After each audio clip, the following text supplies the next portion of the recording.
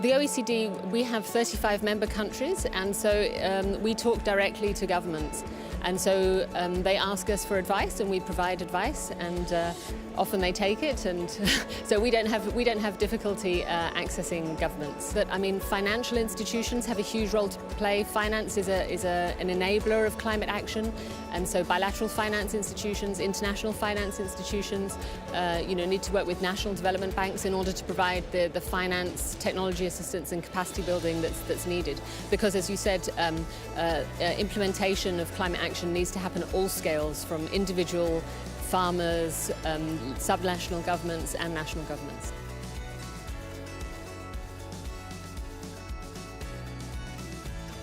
And non-party stakeholders can also help in terms of helping the implementation and development of the Paris Rulebook. So, for example, as we've seen here, there's actually not much time in the negotiations to discuss specific issues, and that's where organisations like mine can help. So the Climate Change Expert Group, we look at issues of relevance to the climate negotiations. We develop, in consultation with parties and other non-party stakeholders, issue papers, and we discuss them, and we try and sort of improve dialogue and therefore understanding. And that has really helped in the past identify areas of convergence, which is a useful way forward for the negotiation.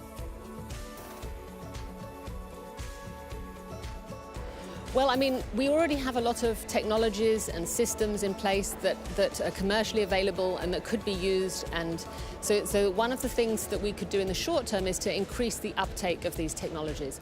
And one of the ways of doing that is to improve information about what works and what doesn't work, how to improve enabling environments. And that's another area where the OECD can help. So, for example, we have a centre on green finance and investment, looking to provide non-prescriptive policy recommendations and guidance on how to improve the policy environment for inward investment in countries. And so we've already done a clean energy investment policy review of Jordan. We published that last year, and we're hoping to launch several more next year. Well, clearly, every country is different. There's huge site-specific variations, particularly for adaptation. But there are some commonalities. For example, decarbonizing the electricity sector is crucial if we're going to reach the below 2 degrees target. And all countries have an electricity sector, and so renewables are therefore a key step in the path towards the below 2 degrees scenario.